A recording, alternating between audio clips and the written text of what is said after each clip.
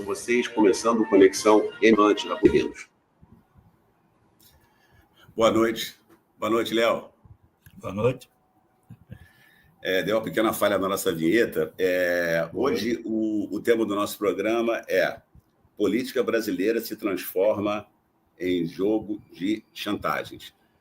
Mas antes de entrar no tema propriamente dito e iniciar o nosso debate, a nossa reflexão, eu queria lembrar que ontem, dia 17 de setembro, foi a data da morte só que em 1971, do capitão Carlos Lamarca, né? Quer dizer, ontem completaram-se 54 anos da morte do Lamarca, né? Queria um comentário seu, Léo, rapidamente, claro, tudo que a gente tem que entrar no programa, já estava um programa só sobre isso, mas sobre o significado histórico da figura do Lamarca para a esquerda no Brasil. Olha, cara, é um significado da luta em glória de um tempo, certo? Mas uma luta heróica, certo? Lamarca é uma figura inspiradora, um cara que literalmente deu sua vida pela Revolução. E, enquanto tal, foi muito bem observado aí por vocês que produzem essa conexão, bem lembrado homenagear o Lamarca nessa data. Eu, para falar a verdade, que quando ele morreu, exatamente como eu era militante da Polop, na clandestinidade, publicamos um jornal, o Jornal da Polop, certo? Com a capa dedicada a ele, com a foto dele, em que explicitávamos a nossa divergência. A gente acreditava que aquela luta não daria frutos, a luta armada ali era diferente do que houve em Cuba, porque a inspiração era Cuba, certo? Foi a situação do Brasil, tanto estrutural quanto conjunturalmente, era muito diferente da de Cuba, certo? E nós não tínhamos forças militares e não havia condições de a gente acumular naquela quadra as forças militares para a tomada do poder.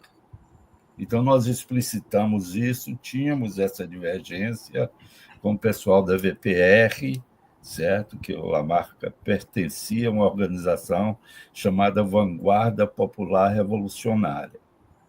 A história é muito...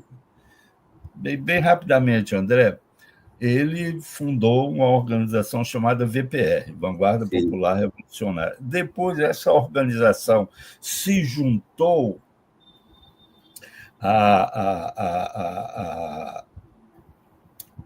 uma organização originária da Polop, militar, que tinha quadros como Apolo, Narras, Beto, certo?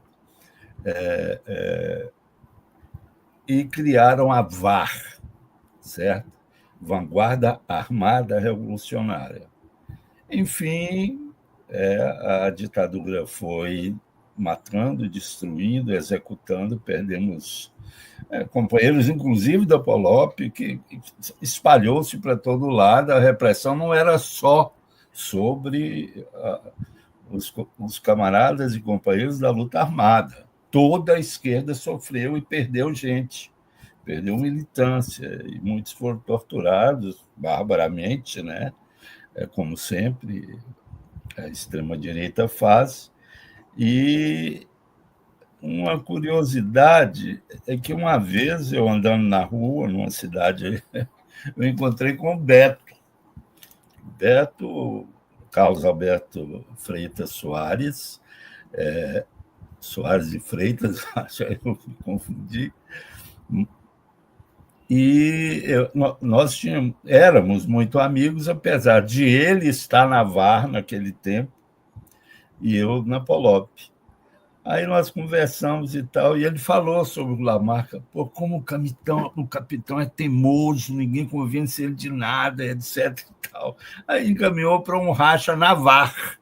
Aí a VPR retomou o nome VPR e o grupo do Beto, que o grande líder era o Beto, os dois grandes líderes da VAR antiga eram Beto e Lamarca. E aí o Beto tomou o nome Varre e foi assim que ele morreu, na condição de militante da VPR, já procurado, já sem condições, passando fome e frio no sertão da Bahia, e etc. E tal, certo? Então, sem me alongar mais, certo? Eu parabenizo a escolha dessa temática para fazermos essa homenagem. Lamarca vive. Lamarca vive. Deixando bem claro que hoje o M5 acha que a tomada do poder pelo proletariado será feita e só poderá ser feita, certo, através de uma ação, certo, insurreicional, certo? Proletariado, uma ação urbana insurreicional de assalto ao poder, portanto, uma forma violenta também, certo? É essa a linha que nós defendemos e, no limite, é a mesma linha que o Lamarca defendeu, que o Beto defendeu e outros heróis do proletariado brasileiro. Isso aí, Léo. Excelente, camarada. Obrigado pelos comentários. Agora, vou entrando no tema do programa de hoje, cujo título é Política Brasileira se transforma em jogo de chantagens. Nós tivemos essa semana, estamos tendo um processo ainda, né? Hoje é quinta-feira, a semana não terminou, né? Primeira votação da PEC da blindagem, né? Que blinda os parlamentares de serem processados pela Justiça sem autorização prévia do Congresso Nacional. Inclusive, o próprio Congresso pode utilizar o expediente do voto secreto para poder livrar parlamentares que sejam acusados de crimes, estupro, corrupção, lavagem de dinheiro, etc. E a outra matéria, que não foi votada ainda, mas já foi aprovado ontem o regime de urgência, é a PEC da anistia, né? Que a extrema-direita quer que seja geral e restrita para todos os condenados do 8 de janeiro, incluindo o Bolsonaro e também os bagrinhos. E, por outro lado, você tem o Centrão e o governo Lula concordando com um intermediário, né? Ou seja, uma proposta. Ou seja, a proposta da direita. A proposta da direita. Direita e outra da direita. Exatamente, que a proposta, bem lembrada, a proposta da direita que seria não anular as condenações, mas abrandar as penas. Como é que você começaria a abordar esse assunto, Léo? Boa noite. Olha, eu diria o seguinte, que se trata de um jogo de chantagens e de patifaria. O que se vê em todas essas tramitações de ambas aspectos, na sua formulação, na escolha de relatores, nos processos que determinaram a votação em uma posição ou noutra, é um jogo estapafúrdio de chantagens, patifarias, mal entendidos, não tão mal entendidos assim, certo? De simulações, certo? Um quadro distópico. Olha, eu acompanho a política em geral de vários países, eu não encontrei, não tenho notícia, certo? De um sistema parlamentar em estado de deterioração aguda, como o caso do Brasil. Sinceramente, não. Parece estranho dizer isso, né? Mas, no fundo, eu vou provar que não é estranho. Isso tem raízes, certo? Mas eu nunca vi chegar nesse ponto. Um dia um diz uma coisa, outro diz outra, um quer uma coisa, outro quer outra, um chantageia de um jeito, outro compra de outro. É um sistema que até... Eu falei e um companheiro me lembrou que tinha uma feira de objetos roubados aqui no Rio, chamada Feira de Acari, que era no bairro de Acari, certo? Então, todo mundo ia lá, comprava objeto roubado e pedia um mais, outro menos, outro ameaçava denunciar, um matava o outro. Ou seja, o Congresso brasileiro se parece muito e faz lembrar a Feira de Acari. certo? Aqui no Rio. Quem não conhecer, quem não conhece a história, por favor, passe a ver. Deve ter nos Google da vida, deve ter alguma coisa da Feira de Acari. É o melhor exemplo que eu encontro, viu? Porque a própria eleição desses deputados, eu estou falando da enorme maioria, há exceções, 2 ou 3, mesmo da chamada esquerda, porque são de fato da direita, mesmo da chamada esquerda, é através de falcatruas, compra de voto, direta ou indireta, certo? E vai assim. Então, em todos, o parlamento, a gente sabe, Marx falou sobre isso com muita clareza, certo? O parlamento burguês, certo?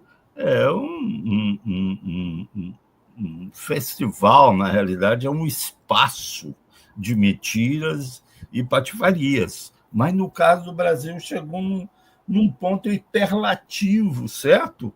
É uma coisa inusitada o que nós estamos vendo. Agora, bem, vamos aos fatos, certo?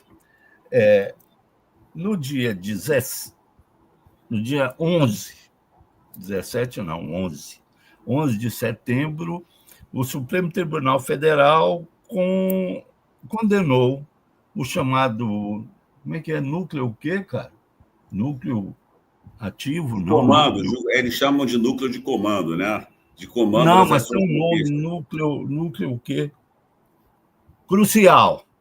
Uhum. Núcleo crucial da tentativa de golpe de Estado, que houve uma tentativa de golpe de Estado, abrangendo ações desde outubro, certo, de 2025,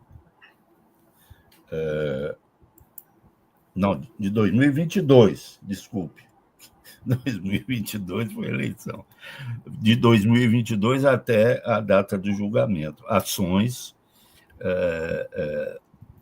não só de preparação, mas de encaminhamento de um golpe de Estado abertamente fascista, abertamente de extrema-direita, certo? Que significava, como se viu, não apenas mudar o governo, mas alterar os eixos legais e jurídicos do Estado. Daí o nome golpe de Estado. No caso, quando tiraram a Dilma, foi um golpe de governo. Nós já discutimos isso aqui, né, André? E agora o que foi planejado foi um golpe de Estado, certo? Então, e nesse julgamento, no dia 11, engraçado, esse dia 11 é um dia meio... Tem um nome que eu esqueci, que o pessoal aí do... como é que chama o negócio? Astrologia dá o nome, mas, enfim, no dia 11 de setembro de 1973, ocorreu na América Latina, precisamente no Chile, um golpe de extrema-direita liderado por um psicopata fascista chamado Augusto Pinochet, então general do exército chileno, contra o presidente, e que depois o presidente Salvador Allende, e instalou uma ditadura das mais bárbaras de que se tem notícia na história. Esse golpe foi no dia 11 de setembro. No dia 11 de setembro de 2003, foi quando foi? Foi isso, 2001. 2001, né? Foi.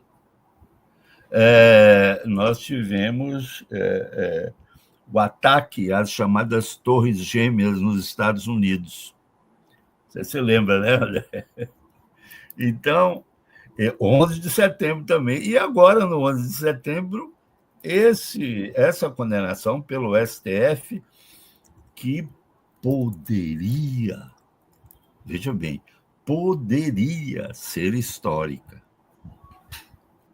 Porque, a não ser se tomando os grandes atos históricos revolucionários, certo? A Revolução Francesa, a Revolução Russa, a Revolução Inglesa, certo? As mais conhecidas revoluções, você não tinha notícia de uma deposição sumária de um de todo um poder, porque não foi só a condenação de Bolsonaro, mas nesse dia, que poderia, eu acho que vai passar a história, depois eu vou concluir, como um fiasco, e não como farsa. Vai passar a história como farsa, não vai passar a história como um ato significativo, como um fato histórico, conforme nós já discutimos Sim. aqui. Bem, nesse dia, o Bolsonaro foi e os seus asseclas desse tal núcleo crucial, olha o nome, desse núcleo crucial, receberam a sua. Ele recebeu, o Bolsonaro, 27 anos e 3 meses, assim como o general Braga Neto também, e todos eles, menos o sujeito lá que fez a delação premiada, o Major Cid, certo? Então, ficou por isso, os outros todos levaram 27 anos e 3 meses. Teve um que ficou em 20 anos e 3 meses, eu esqueci. Mas, enfim, o mais importante é que o Bolsonaro ficou com 27 anos e 3 meses. O que, se fosse cumprido assim, se fosse cumprido nesses termos, colocaria Bolsonaro a depender do seu comportamento, 6 anos na cadeia, de acordo com o que prevê as leis de execuções penais, certo? Bem, que prevêem e determinam essas leis de execução penal. Bem,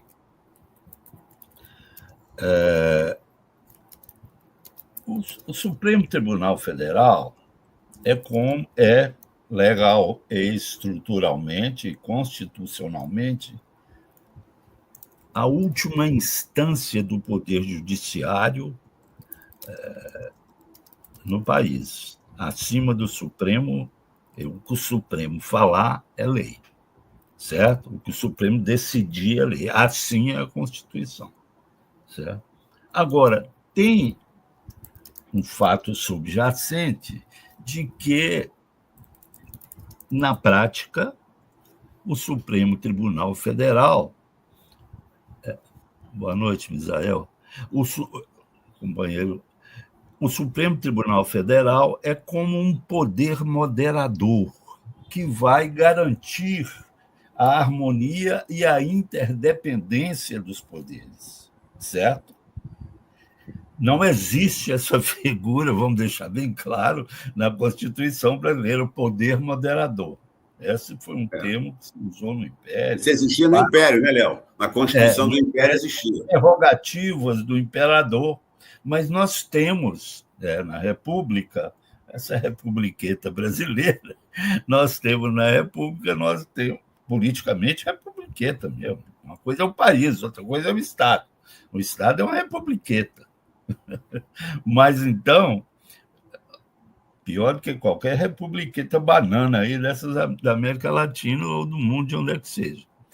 Mas, então, ele seria um poder moderador, assim, alguma coisa como, certo? Ou seja, o que significa isso? É garantir essa harmonia, isso é constitucional, a harmonia e a interdependência dos poderes, certo? E como ele age nisso? Como ele agiu nisso? Vamos deixar isso bem claro, certo? Ele agiu no sentido de punir e evitar um golpe de Estado no Poder Executivo. Não se planejou-se assassinar membros do Judiciário, mas o golpe era um golpe de Estado, certo? E, implicitamente, um golpe de governo, certo? Eles não iam, pelo menos, bem, no caso, poderiam fazer como fizeram em 64, mas foi a posteriori que eles demitiram alguns ministros do Supremo. Eu até sabia o nome deles todos. Mas, enfim, um deles até tinha um sobrenome como o meu, era Vitor Nunes Leal, certo? Mas tinha um outro também muito importante, esqueci o nome. Mas, então, bem, Mas então... Hermes Lima? Hermes Lima? Hermes Lima, eu acho que é Hermes Lima, sim. Mas então...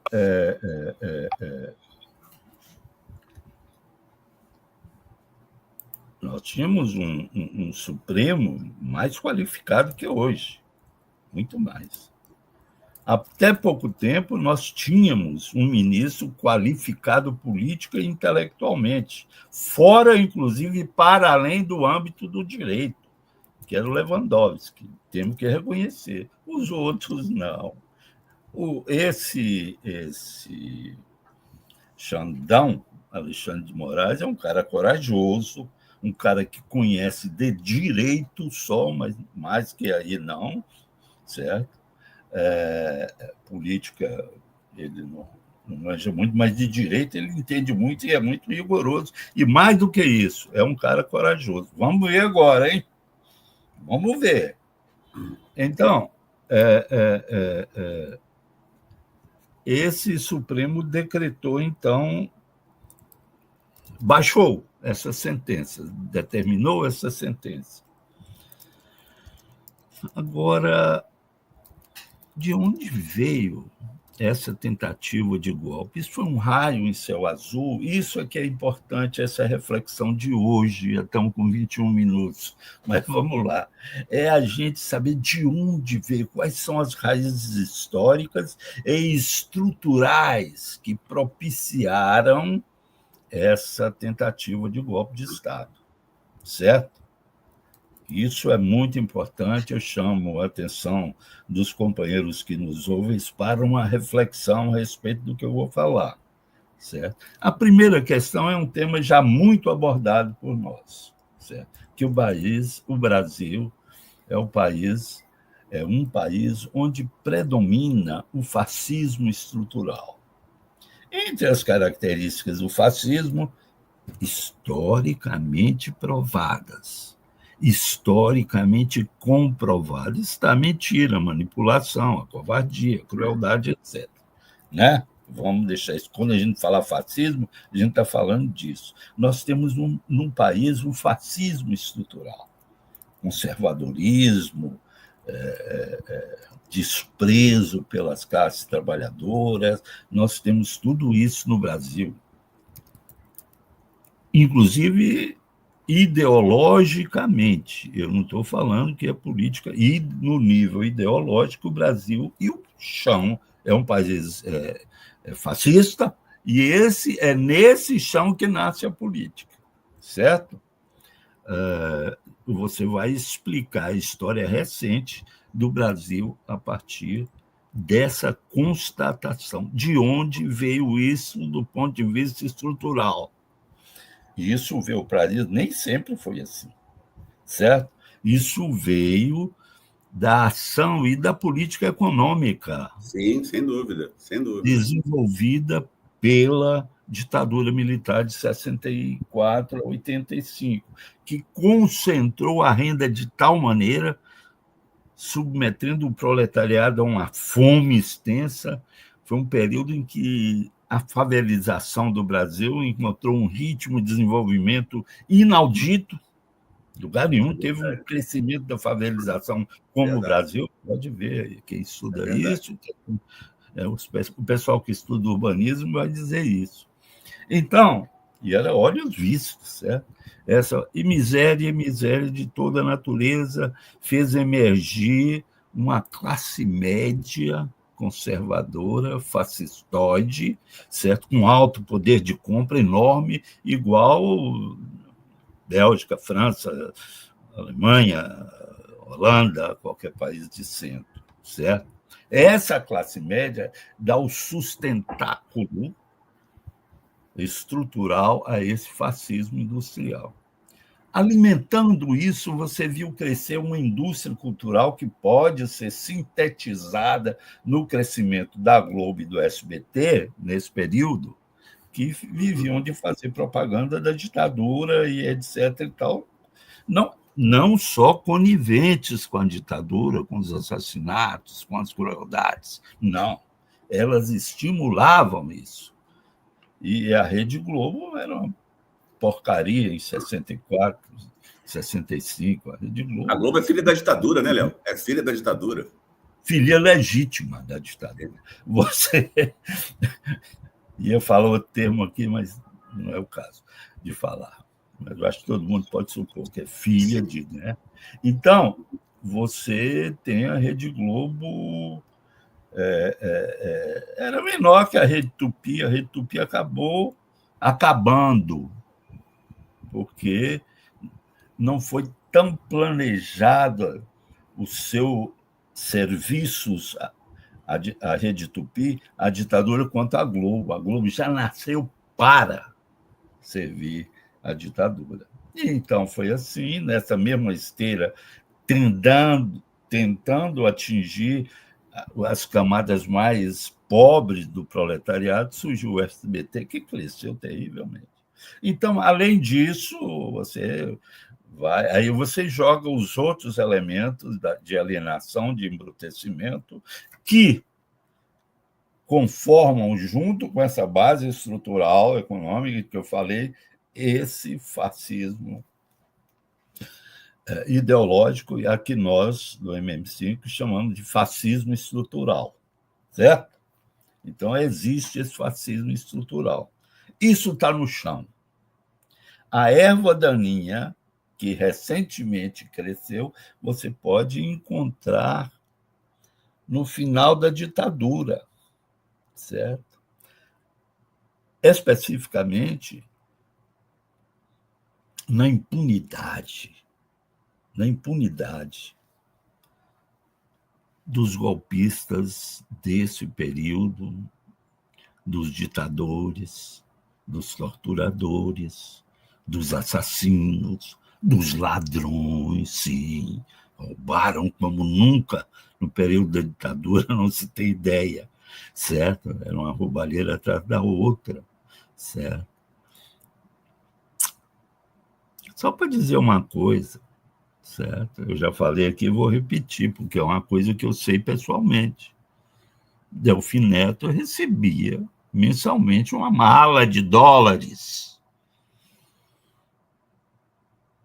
das empreiteiras, certo? Disso que se trata. Só para citar um dos líderes do golpe foi ganho através de uma mala de dólares. Uma mala de dólares também. Ele era comandante do 2º Exército, que era de São Paulo, e não ia aderir ao golpe. Né? Chegou uma mala de dólares e ele aderiu ao golpe. Foram uma das coisas que determinaram o golpe de 1964, o golpe fascista da ditadura. Né?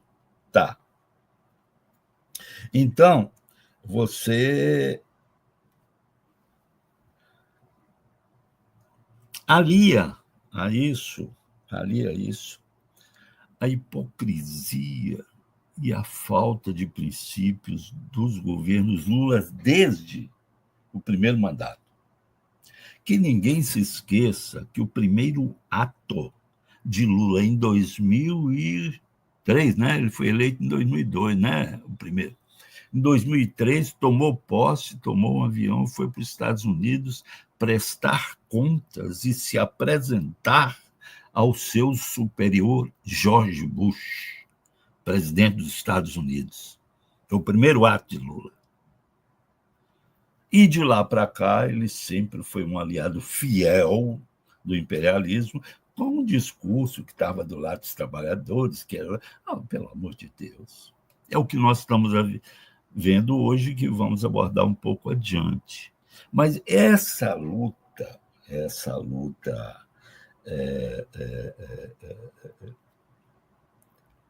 incansável do próprio Lula para se manter no poder faz parte da lógica de todos os partidos social-democratas no poder, desde o alemão até, no caso, o brasileiro. O Lula começou, né, com uma ideologia apenas, as intenções estavam na cabeça deles, né?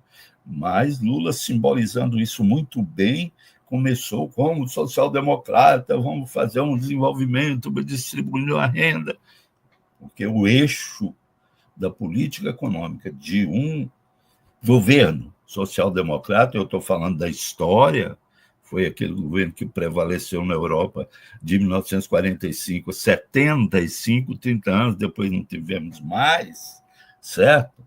É exatamente um crescimento baseado na distribuição de renda interna, certo? Lula dizia que era isso, a gente viu que não foi. Manteve-se a miséria, foi mantida a miséria no país, foi aprofundada a miséria nos governos Lula desde então. Então, você teve contribuindo e regando, certo? Esse lodaçal fétido, certo? Desse fascismo estrutural, esse comportamento do PT, do petismo, desde, volto a afirmar, do primeiro mandato Lula. E de lá para cá, André, todos os presidentes, Itamar e Milton Temer, desculpa, Milton Temer, Michel Temer, eu nem vou falar, né? Porque não vale a pena, não tem dimensão nenhuma. Mas todos participaram dessa farsa, da grande mentira de que representavam o proletariado, mas não. Certo? Que queriam o bem dos trabalhadores, que não queriam ver trabalhador morrendo na fila dos hospitais públicos, que não queria ver trabalhador dominado por máfias e quadrilhas de assassinos traficantes, que não queria ver trabalhador sofrendo num tráfego louco em que os fazia perder 6 horas por dia, em média, só para se deslocar para o trabalho nas grandes capitais brasileiras, todas. Eles falavam que estavam a fim de acabar com isso. Nem sequer diminuíram, quanto mais começaram a acabar. As condições do trabalhador continuaram pior. Continuaram reféns do tráfico e das milícias. Continuaram reféns de uma polícia feroz, assassina, racista, tudo de ruim que você puder imaginar. Todas as polícias militares brasileiras e as polícias civis. Fizeram alguma reforma política para acabar com isso? Não. O atual ministro, eu tenho até pena dele, o Lewandowski está com um projeto aí, eu só posso lamentar. Não vai passar nada de sério. Sabe por que não vai? Pelas mesmas razões que passou a lei da anistia e da blindagem na Câmara. E passaram as leis de anistia e blindagem, certo? Sem regime de urgência para anistia, né? Vai votar ainda. O que passou foi regime de urgência e blindagem. Por quê? Porque o país é esse. Que país é esse? É esse. De vigaristas nos postos mais importantes, enganadores, manipuladores, mentirosos. Certo? Então, você pega desde Lula, lá desde a... Vamos ficar desde a redemocratização para não ir longe. Quem era Sarney? Sarney é um rato que pulou fora do barco que estava afundando, né? Dizem que quando um navio está afundando, os ratos começam a sair dos buracos para se livrar, né? Eles são os primeiros a abandonar um navio. Então, o Sarney é desses ratos, que foi um fiel servidor da ditadura, e na hora que ele viu que o negócio estava ruim, ele passou para o outro lado e acabou presidente. Acabou presidente. Aí você viu, certo? Sarney, eu não vou falar de Fernando Henrique Collor. Fernando Henrique é um pilantra. Collor está processado por outras coisas, um dependente químico, desonesto, um malandrão, certo? De direita, claro. E Fernando Henrique também é um picareta, foi um picareta de direita que entregou o patrimônio público, André. O Brasil tinha um sistema de telecomunicações valiosíssimo. Fernando Henrique entregou isso de graça, os monopólios nacionais e estrangeiros. Siderúrgica, metalúrgica, ele entregou tudo. É um vigarista. A gente tem que falar as palavras certas. Como é que E ele fantasiado de social-democrata, que ele nunca foi. O Lula foi, depois se deteriorou, apodreceu, mas ele nunca foi, Fernando Henrique. A gente tem que falar essa história, ninguém fala mais em Fernando Henrique. Ninguém consegue somar tudo isso para entender a situação atual. Essas heranças estão presentes do Fernando Henrique, do Collor, certo? Eu falei que não vou falar, porque não merece a pena, do Michel Temer e do Itamar. Mas a Dilma, que eu conheci na juventude, bem, Dilma, coitada, eu tenho que render a verdadeira homenagem. Uma pessoa íntegra, mas uma pessoa sem formação nenhuma, André. Eu conheço a Dilma. É muito hábil no encaminhamento das questões práticas, muito esperta, muito organizadora, mas Dilma não sabe escrever o próprio nome em política, certo? Fez essa política do PT, que chegou num ponto até de reprimir o movimento de massa que estava contra a Copa em 2014, né, você lembra? Chegou a chamar o Exército para reprimir o movimento, certo? Eu não sei se esse sujeito que foi condenado agora estava naquela época que ela chamou, mas, em todo caso, esse Braga Neto, eu acho que ele foi um dos que ela chamou. Mas a Dilma era de uma ignorância oceânica, certo? E daí, evidentemente, que eu não estou livrando a cara dela, certo? Eu estou dando como se diz, eu estou dando um atenuante, como dizem os advogados, um atenuante para ela. Para os outros, não tem atenuante nenhum. Certo? Bem, tentando entrar especificamente nos temas, é preciso colocar essas bases para a gente discutir melhor os temas, né, André?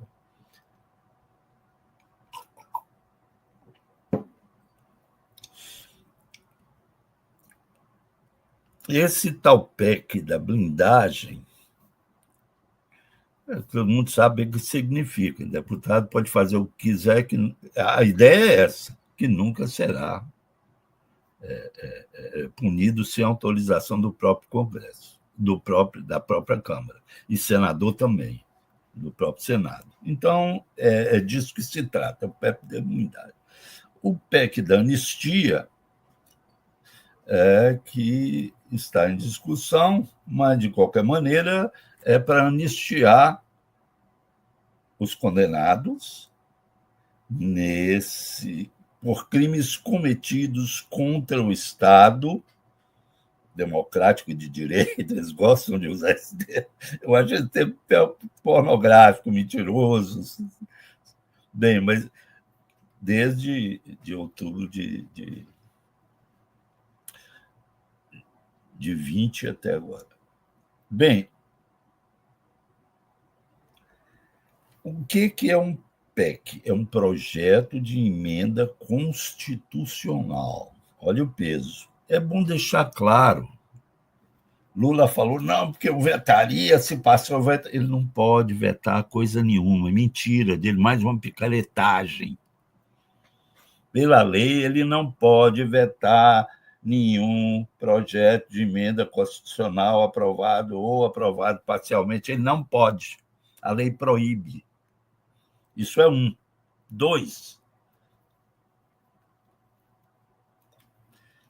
o projeto passaria pela Câmara, depois passaria pelo Senado. Se o Senado, por exemplo, vamos dizer, aprovou um projeto X que o Senado discorda, X ou Y, Z, o diabo, certo? Que o Senado discorda. O Senado chega a votar, não.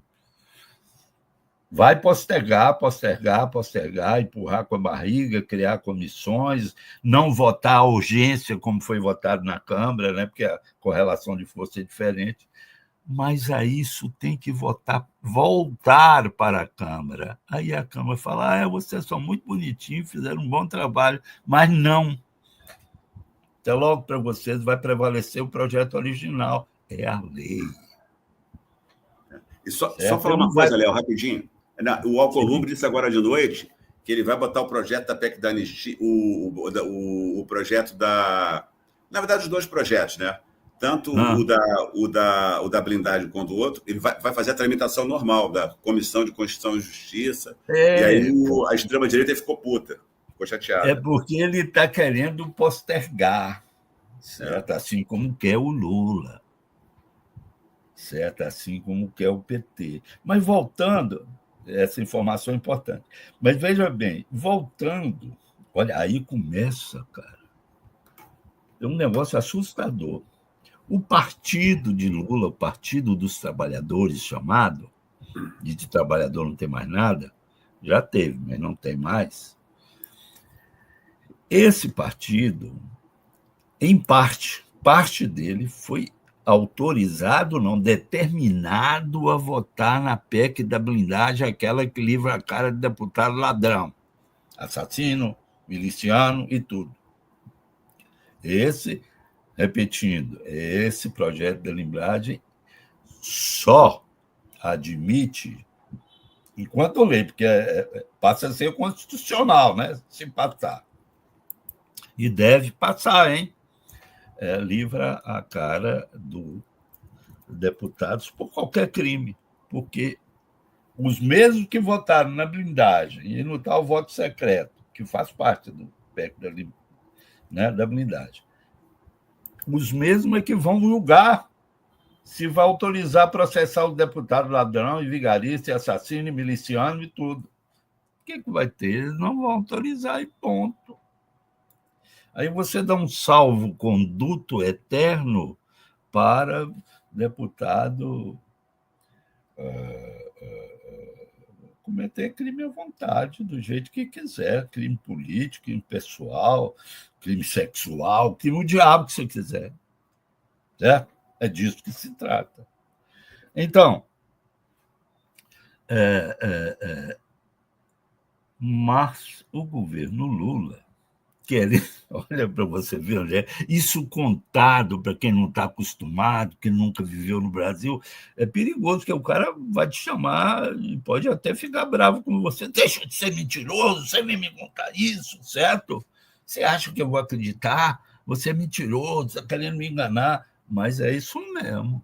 Você contar lá fora é perigoso, certo? Porque o governo Lula autorizou parte da sua bancada, do PT, e de outros aliados, entendeu? Porque tem parte da base do governo de outros partidos, PDT, PSOL, etc. e tal, que votassem no PEC da blindagem. Eles votaram. Teve 12 votos da bancada do PT. PEC da blindagem. O PT fez isso em troca de ganhar a simpatia para votar a favor. Isso é mentira também, né? A favor do governo. Daqui a pouco eu explico por que é mentira. A favor do governo na PEC da anistia e no projeto do governo de aumentar a isenção do salário mínimo até para quem ganha até 5 mil e questão de dar a luz de graça, né, para a pessoa muito pobre. Enfim, é isso.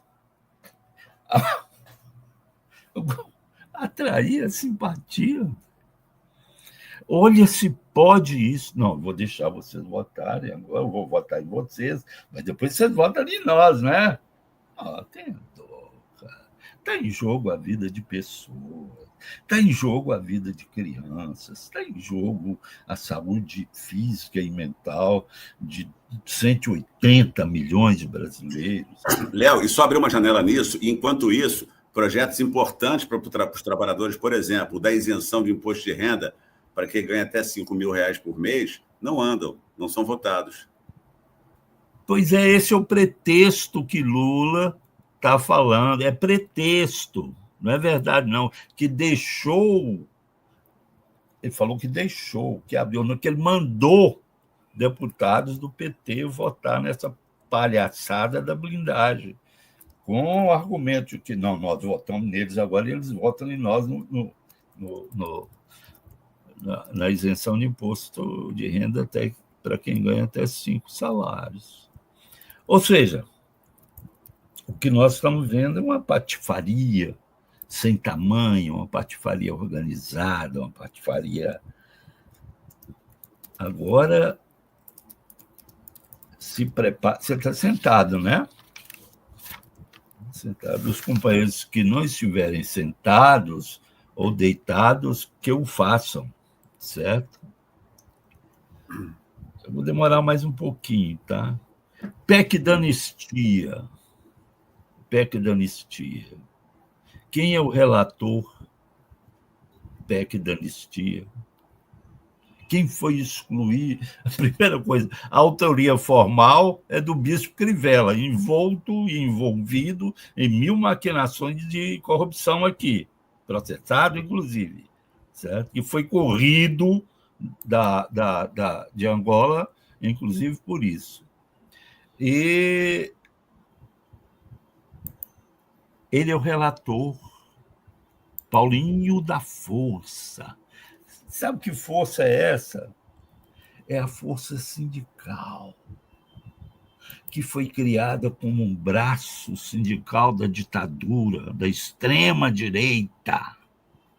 Esse Paulinho da Força, é ele mesmo que hoje é deputado que vai fazer o relatório da anistia. Certo? Deixando claro o que seria anistia, André. Eles falam, o dicionário diz que é perdão, indulto, etc. e tal, mas isso não está definido. Definindo filosoficamente, a anistia é o reconhecimento que havia algum mérito ou um perdão inerente àquela falta cometida, presente já havia uma justificativa maior ou menor. Isso vai ser determinado por quê? Pelo tempo. Não existe verdade eterna para o marxismo. Será que esse povo não sabe disso? Esse povo é tão analfabeto que não sabe disso? Essa troscaiada, esses reformistas, tudo analfabeto, não sabem disso? Em um tempo, uma coisa é verdade, no outro tempo não é. Um exemplo disso é que na Idade Média, e muito menos o PT não quer mobilizar os trabalhadores para avançar minimamente suas pautas. Diz o companheiro Elielso. É isso, Elielso, é isso que a gente fala e tem que falar e tem que espalhar. Mas voltando, não existe esse negócio de valor universal, é só na cabeça de reformista, certo? Democracia, valor universal, mentira, papagaiada, analfabetismo ou má intenção.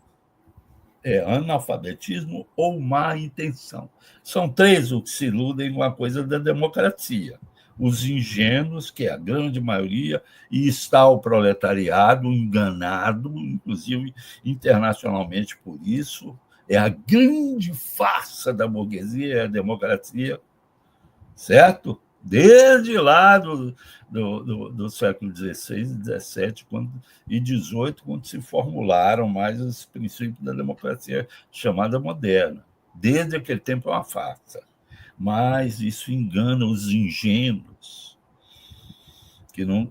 que iludidos até pela esquerda, iludidos pelos aparelhos ideológicos da direita da burguesia, mas também pela esquerda, a caça de votos. Vamos deixar isso claro, certo? Acreditam nisso. Tem os burros, que são os reformistas e os trotskistas, e são os desonestos. São 3 as categorias que acreditam nessa palhaçada de democracia. São os 3. Mas, então, quem acredita nisso, acredita nos tais valores universais. Na Idade Média, a morte era o valor universal. Isso mudou no Renascimento, que passou a ser a vida, o novo marco ético horizonte ético da história, que surgiu no Renascimento e depois foi incorporado em processos políticos e tal, no interior do qual está o marxismo. O marxismo é moderno, por isso quem combate hoje o marxismo é chamado de pós-moderno, que abandonou o modernismo. Mas isso é outra história, mas é bom a gente deixar claro. Bem, o relator é esse tal de Paulinho da Força, cara. Isso é um vigarista. Isso é um direitista. Você falou do Alcolumbre, é isso mesmo. O Alcolumbre está reivindicando a condição de salvador da pátria. Está articulado com Lula. Agora entra o perigo para aprovar uma anistia restrita.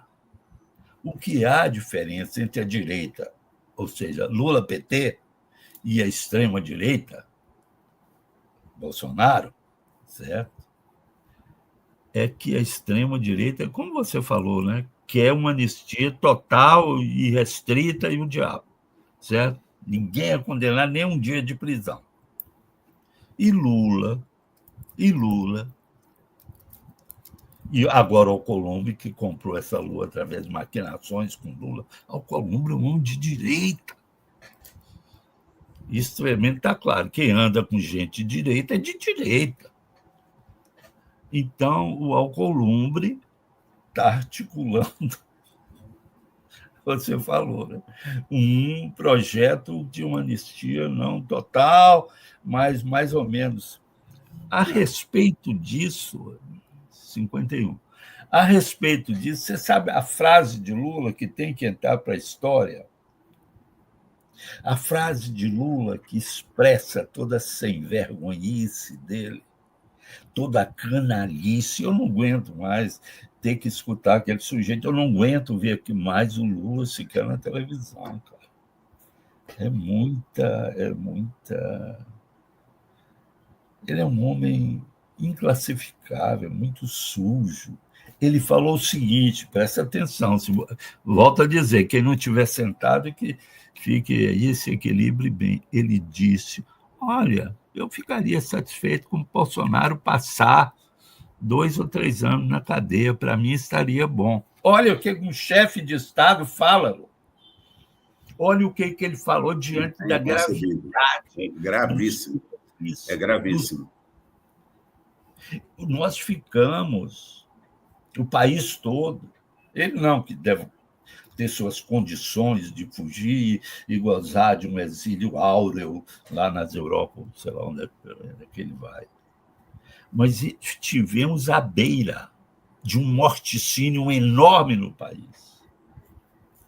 Chegaram a planejar a própria morte dele e do ministro, e do vice e do ministro Xandão, Alexandre de Moraes.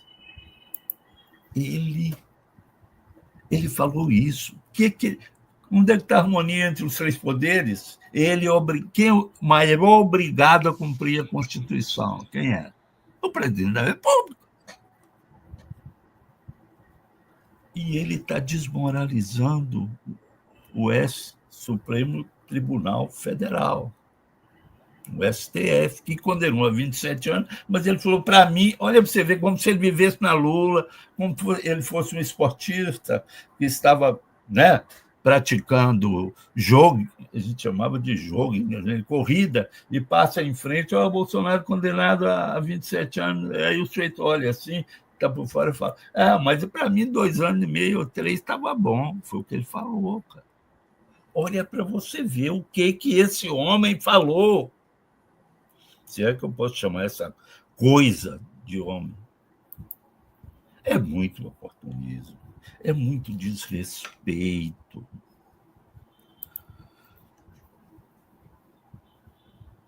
O Elielso fala, Lula negociando com o Centrão e a anistia para os golpistas e cálculo eleitoral o tempo todo. Você antecipou o próprio ponto, Elielso, que eu ia entrar agora, certo? Exatamente agora. Olha bem, Elielso, só para dizer que você está bem antenado com a gente aqui. O PT, assim como todo partido social-democrata na história do mundo, só pensa em eleição às 6 horas da manhã, ao meio-dia, às 6 horas da tarde e à meia-noite. Eleição, eleição, eleição. Só. Qualquer projeto da social-democracia, principalmente nesse quadro agora, porque esse quadro de deterioração e apodrecimento que está o PT e Lula, né? Lula é o chefão da quadrilha. Então, veja bem, só pensam nisso. Porque se criaram interesses macro, interesses mini, interesses grandes. Teve um político aqui burguês chamado Garotinho, no Rio de Janeiro, que dizia que PT era o partido da boquinha. Pode-se concordar com isso, é verdade. Sempre um tem uma boquinha e tem uma bocona também, e tem uma bocarra, certo? Uma coisa é tudo pesado, certo? E é um empreguinho aqui, um empregão ali, certo? Para não fazer nada, etc. É disso que vive a social-democracia. É disso que vive. Então, eles criam interesses eternos em eleição para manter privilégios desse bando de burocrata vagabundo. E agora, com a questão da tal pauta identitária, você cria espaços na universidade, você cria espaço nos ministérios, você cria espaço nos governos estaduais, nos municipais, você cria espaço para esses vagabundos que se inscrevem no PT e, a partir dos tais movimentos sociais, só para se dar bem.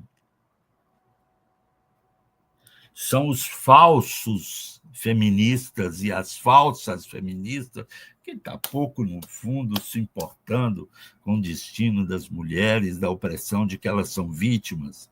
Qualquer emprego e bom dinheiro para não fazer nada.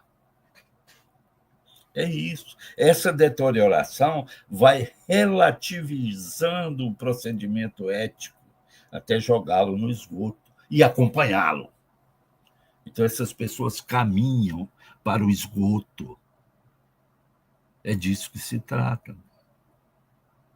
É disso que se trata. Então, como disse o Eliel, você só está pensando em eleição. Eu não inventei essa lógica. O que eu estou falando está baseado num escritor alemão chamado Robert Michels, que eu já citei aqui 200 vezes num livro Sociologia dos Partidos Políticos. Agora, eu fui ver se a história confirmava isso, e confirma plenamente. E tem um exemplo que é o exemplo mais nítido, mais claro, que é em um país chamado Brasil. Nunca. Você teve no México também uma deterioração parecida, você teve na Argentina, mas no Brasil está pior. No Brasil está pior. E já que estamos no fim, eu vou citar, André, um grande. Desculpe ficar rindo, porque é como se fosse uma brincadeira mesmo.